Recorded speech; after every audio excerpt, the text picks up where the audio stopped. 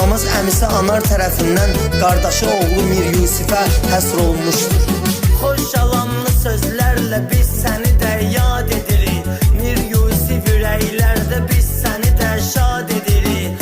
Bu gündə bayramdır gözəl günlərin qabağında. Mir Yusif unutma ki